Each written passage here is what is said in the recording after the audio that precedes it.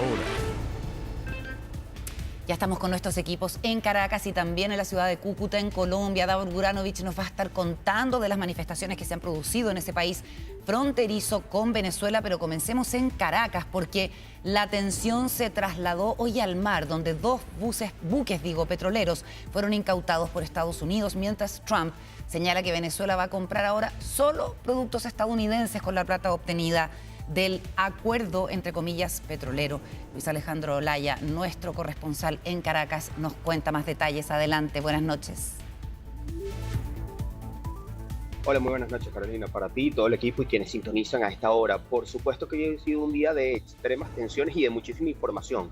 Ciertamente, pues ha sido un día que inició con esta información de la captura de estos dos buques petroleros, uno en el Mar Caribe frente a Venezuela, el antiguamente denominado Vela 1, que fue interceptado por fuerzas de la Guardia Costera. Obviamente esto impactó mucho en la situación petrolera, en el desenvolvimiento de las informaciones en materia petrolera en Venezuela, porque era uno de los buques que llevaba petróleo hacia Rusia y hacia el mercado sancionado por parte de Estados Unidos. Entonces, un movimiento importante que luego se desarrolló durante el día con todos los señalamientos del presidente Donald Trump. El más reciente, empecemos desde lo más reciente hacia lo anterior. El más reciente, el señalamiento del presidente Donald Trump de que Venezuela, con el dinero que sea, que provenga de la venta del crudo que será administrado por Estados Unidos, compraría productos estadounidenses en materia energética, en materia de actualización del sistema petrolero,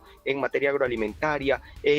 También se refirió a medicinas y equipamiento médico. Es decir, pareciera que la reestructuración de Venezuela, que estaría pactada entre el gobierno de Estados Unidos y el gobierno encargado en Venezuela, pues estaría basado como primer aliado por Venezuela y por Estados Unidos, como primer aliado y como pues aliado comercial.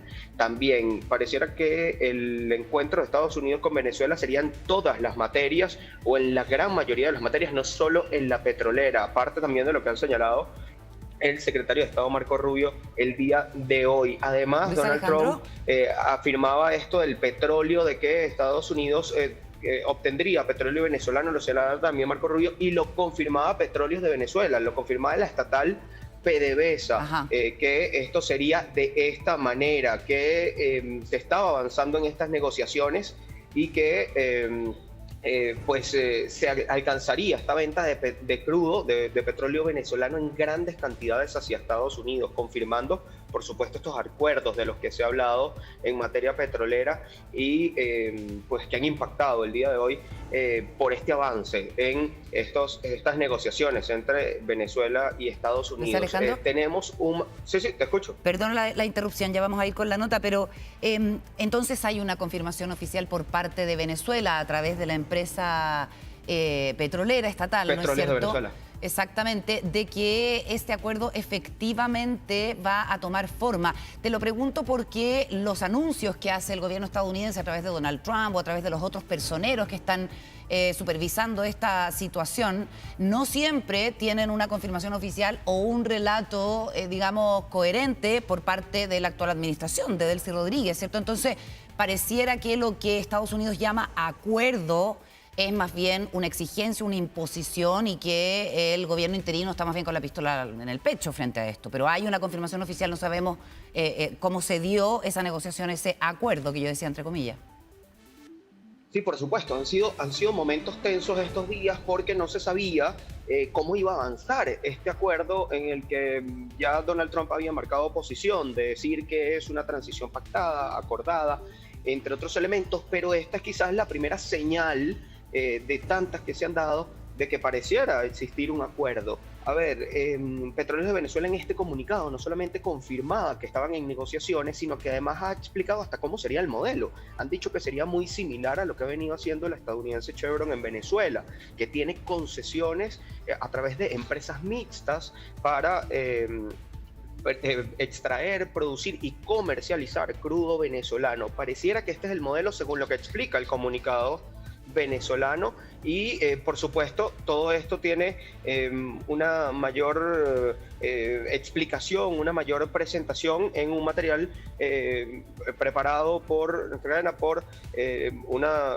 periodista de nuestro medio, por Andrea, quien ha preparado este material para mostrar más lo que ha ocurrido con estos acuerdos petroleros en Venezuela. Veamos este material.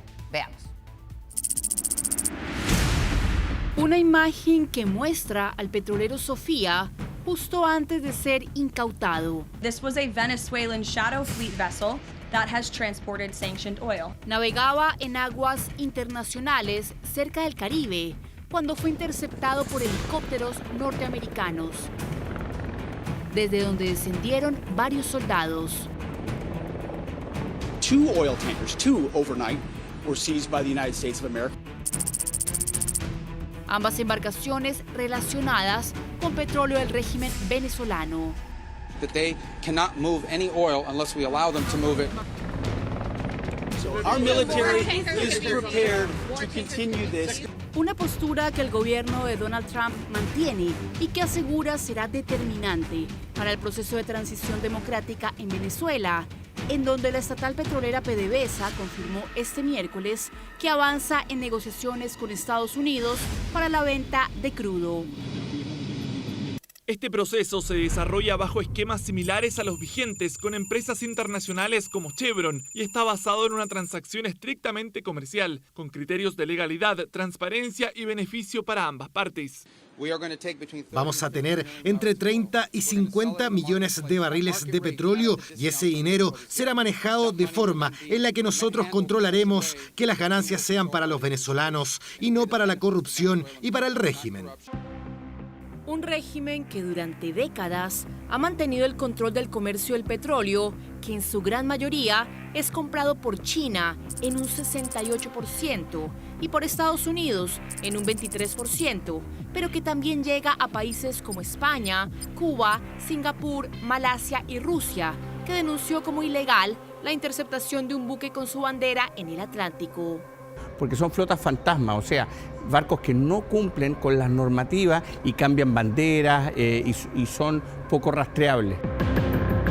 De hecho, esta embarcación, antes conocida como Vela 1 y ahora como Marinera, era perseguida por Estados Unidos hace 2 semanas en el Atlántico y Rusia pretendía escoltarla con un submarino y otros medios navales que no alcanzaron a impedir que fuera incautada por las tropas norteamericanas. Un operativo que ya ha desatado la molestia de China. Este es un acto típico de intimidación, una grave violación del derecho internacional y una grave vulneración de la soberanía de Venezuela, que además socava gravemente los derechos del pueblo venezolano. Aunque para los expertos estas incautaciones podrían desatar un problema mayor para el gigante asiático. Que no tenga la capacidad de adquirir petróleo barato, tanto India como China, y no burlen las sanciones que hay sobre Irán, sobre Rusia y sobre Venezuela. Un país que actualmente posee las reservas petroleras más grandes del mundo, con 303.000 millones de barriles, por encima de países como Arabia Saudita, Irán, Canadá e Irak. Así respondió la Casa Blanca ante la pregunta de cómo iban a afectar las incautaciones de los buques las relaciones con China y Rusia.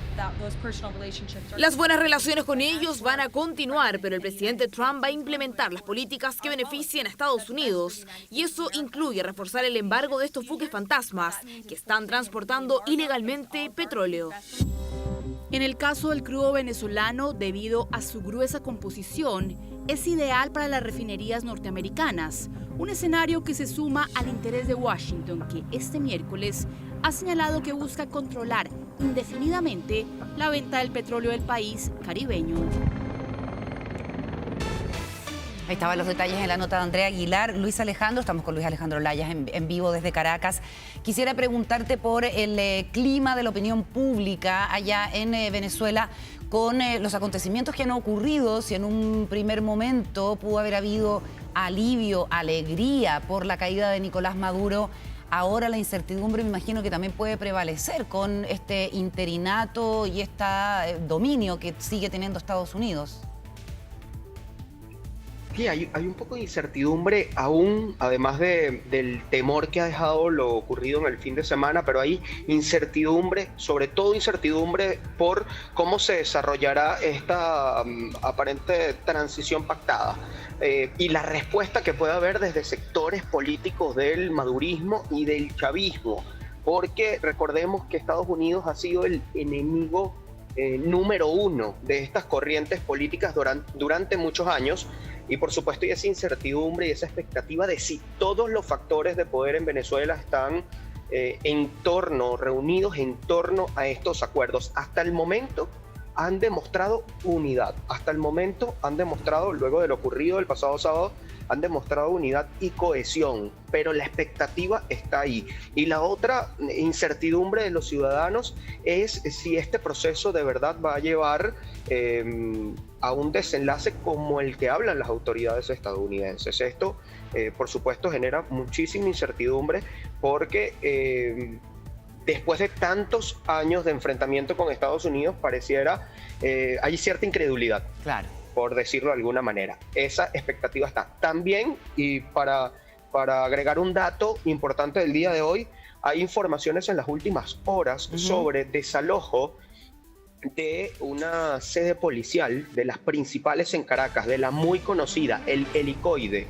Hay informaciones sobre el desalojo de una de las instituciones policiales de esa sede, y por supuesto expectativa por parte de los familiares de los presos políticos en Venezuela sobre si esto llevará a una liberación de presos políticos o si solamente se trata de una mudanza de las oficinas administrativas, del sector administrativo. Eso se está desarrollando en estas horas y yo espero poder tener más información en próximos contactos para llevarles a ustedes, pero es una de las informaciones que está marcando al menos el momento en Venezuela ante los movimientos que pudiera haber en esta sede tan conocida internacionalmente y no precisamente por cosas positivas. Tal cual. Vamos a seguir muy pendientes, Luis Alejandro. Muchas gracias. Buenas noches allá en Caracas. Buenas noches para ustedes también.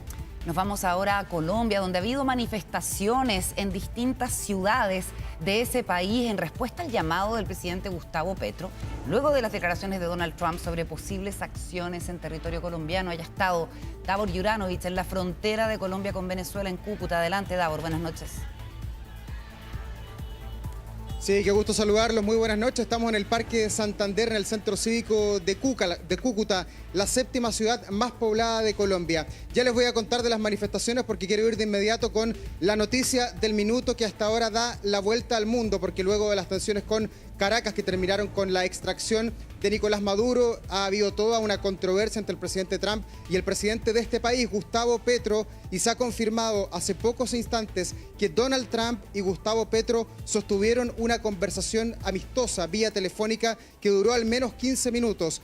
Temas que se pusieron sobre la mesa: las drogas, las desavenencias que ha habido entre ambos mandatarios que se arrastran desde que Donald Trump comenzó su segundo mandato en la Casa Blanca hace prácticamente casi un año, el 10 de enero del 2025, y todo se desarrolló en un tono amistoso. Incluso ha dicho Donald Trump que ha invitado a Gustavo Petro para que visite la Casa Blanca en los próximos días para tener un encuentro bilateral, cara a cara, que va en la línea además con el discurso que tuvo Gustavo Petro esta tarde en Bogotá, ahí en la Plaza Mayor de Bogotá, muy cerca de la Casa de Nariño, del Palacio Presidencial, donde se produjo la llamada, y él culpó de este deterioro, pongámosle la palabra deterioro, de las relaciones a los políticos que han pasado durante muchos años por el mando de Colombia. Recordemos que en las últimas 48 horas Trump le ha dicho de todo, que es un loco, que es el líder de una banda de cocaína, que es una persona que está enferma.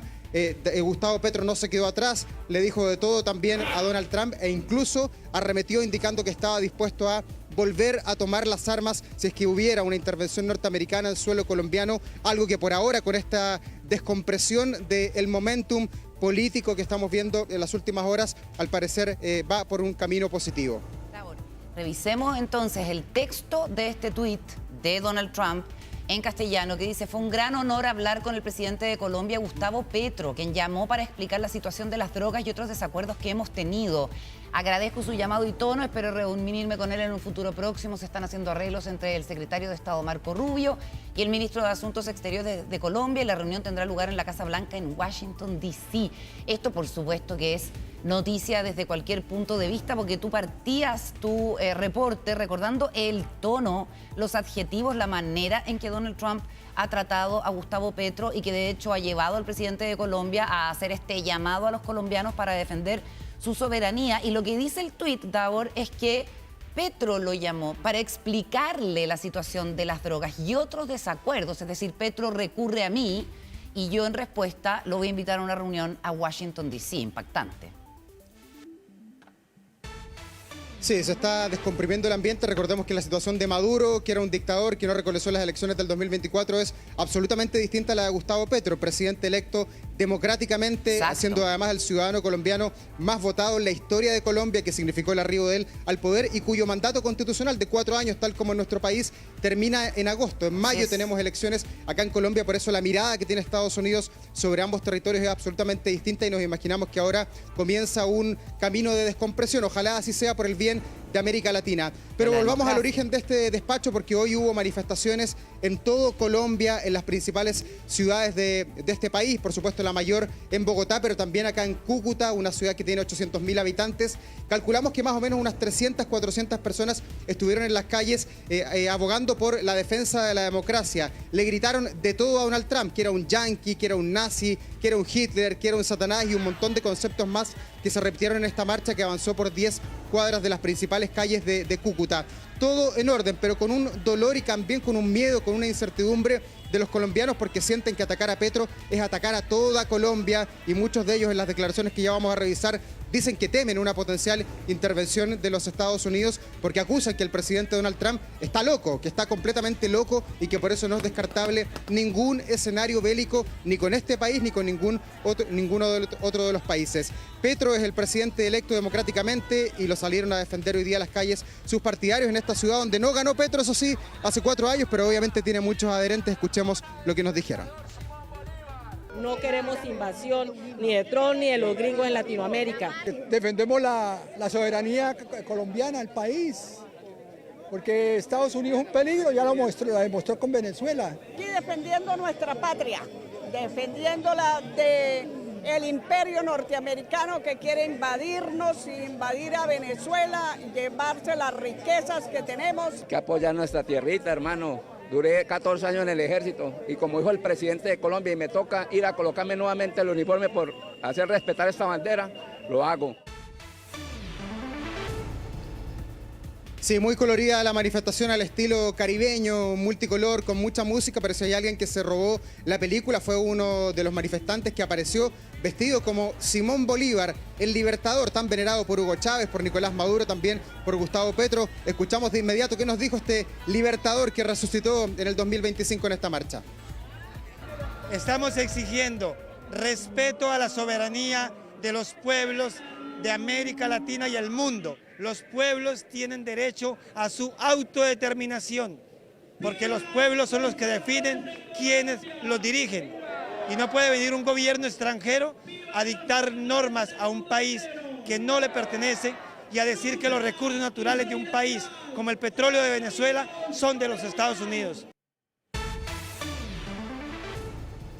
Esta jornada de día miércoles ha sido una jornada tranquila al interior de Cúcuta, también en el sector fronterizo donde está el puente Simón Bolívar, con muchas perspectivas de lo que va a pasar en el futuro. Nadie sabe bien sobre la mesa qué es lo que va a suceder, pero sí hay una certeza, Carolina. El lunes se juramentó una nueva presidenta en Venezuela que ya está tomando el control del país, que ha tenido primeras acciones, primeras reuniones, algunos guiños a ciertos sectores políticos. Revisemos de inmediato la nota que preparó la periodista Fernanda Navarro, que nos cuenta estos primeras horas de esta nueva presidenta de Venezuela.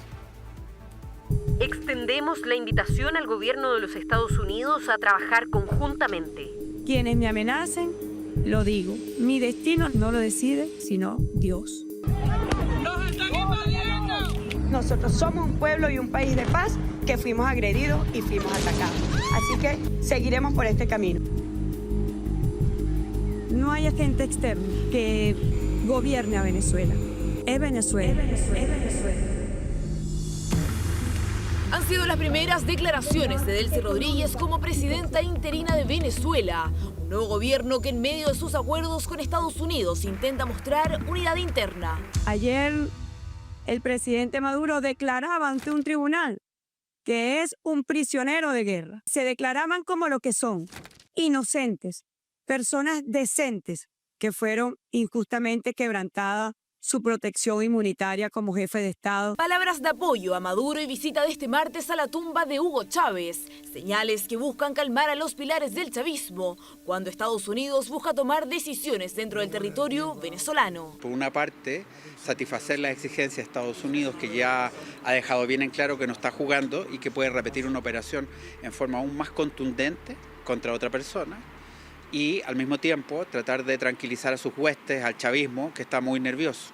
Todavía yo diría que es un poder muy dependiente, pero no hay que olvidar que Estados Unidos quiso que ella se mantuviera en el poder. Y es que Delcy Rodríguez pasó en menos de 24 horas de ser la mano derecha de Maduro a su sucesora interina bajo el alero de Donald Trump. Pero dentro de sus primeras medidas hay una que llamó la atención. Él es Gustavo González López, ahora designado como el nuevo encargado de seguridad y máximo jefe de la Dirección General de Contrainteligencia Militar, el mismo que lideró los servicios de seguridad durante 2 periodos, de 2014 a 2024, y quien figura en las listas de sancionados por Estados Unidos, acusado de violaciones a los derechos humanos. Que es un hombre de confianza de Delcy Rodríguez y que por lo tanto da de alguna manera todas las certezas de que va a seguir la línea de la presidenta encargada. Es probable que hoy día exista una desconfianza entre los miembros más prominentes de este círculo de hierro. La figura de González López está fuertemente ligada al círculo cercano de Diosdado Cabello, ministro del Interior considerado el número 2 del chavismo y sancionado también por Estados Unidos. Deben saber allá la administración que han generado un sentimiento antinorteamericano terrible para ellos.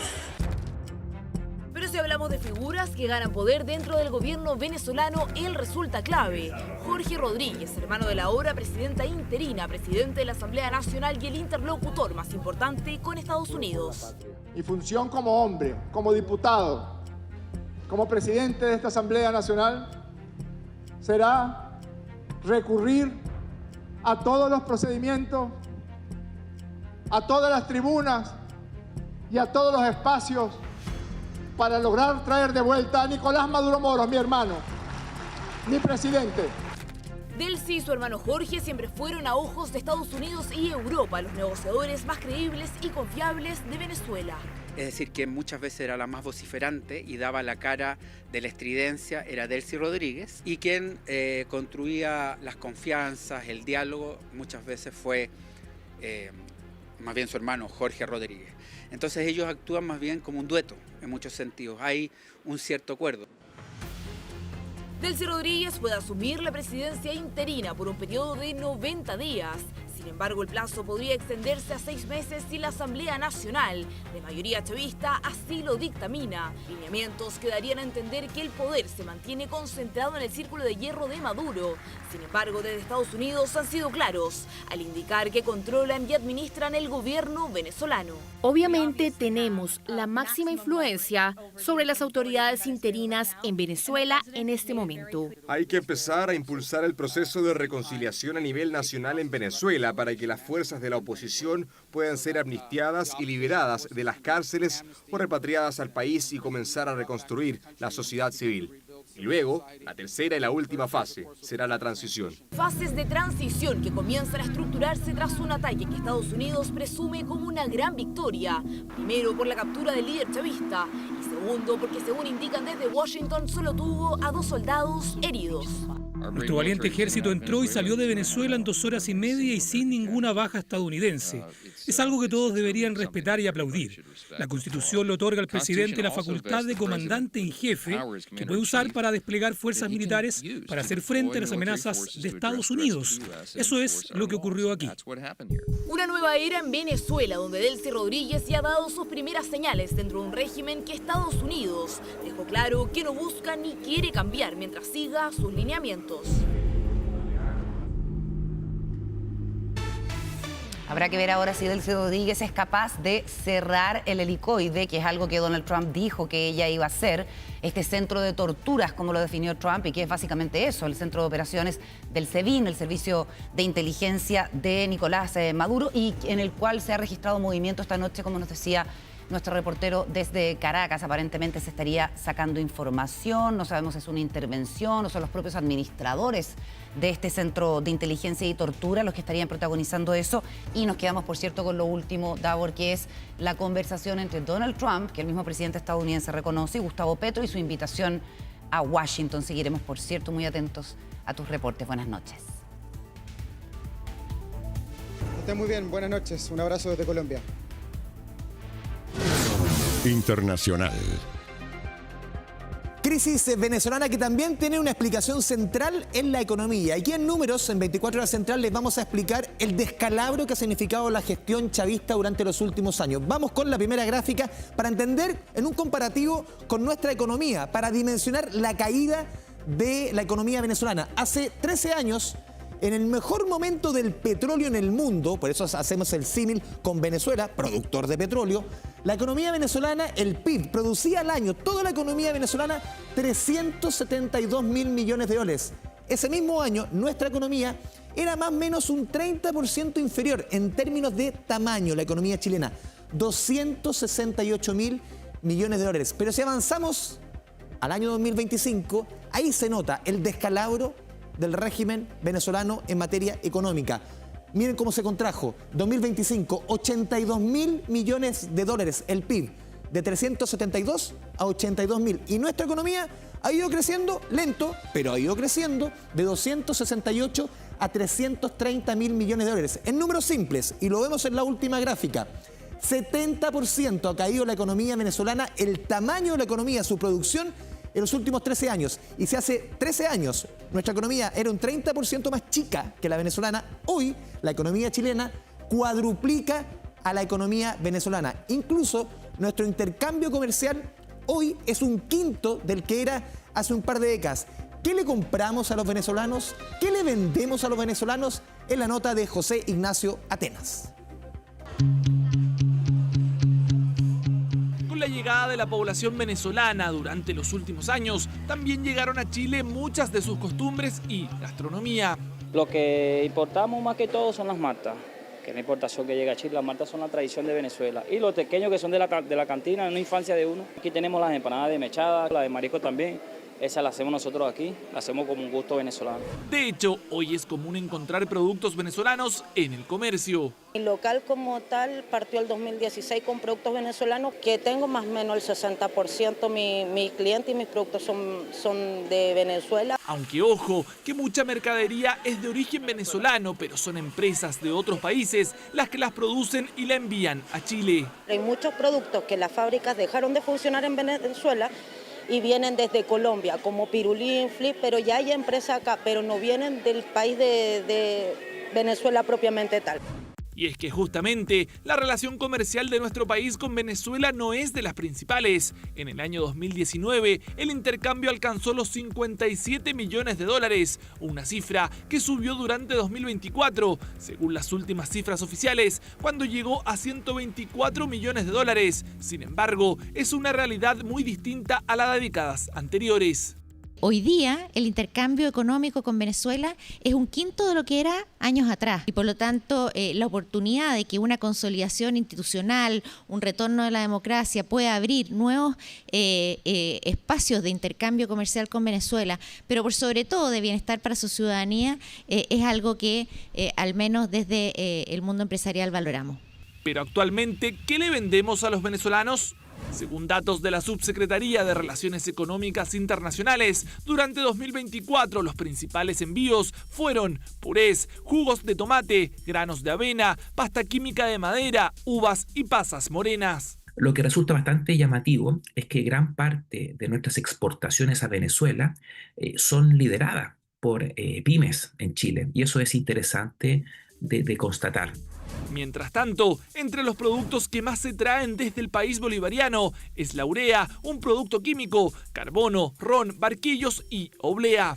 El comercio internacional que tenemos con ellos es débil y hay varias razones, partiendo porque sus cifras de crecimiento son bastante magras. Y por supuesto también tenemos restricciones que ha impuesto el gobierno norteamericano. Una relación que desde el mundo empresarial aseguran están a la espera de recomponer. La posibilidad de un mayor crecimiento económico e intercambio comercial con Venezuela son enormes. Venezuela es un país rico en recursos naturales, tiene las mayores reservas de petróleo del mundo y por lo tanto en la medida que puedan volver a generar reglas estables y atracción de inversiones puede tener una oportunidad de crecimiento enorme. Claro, en la actualidad el intercambio venezolano al mundo se centra principalmente en el petróleo. Estos envíos representaron más del 72% de sus exportaciones y alcanzaron un monto total de casi los 10.000 millones de dólares.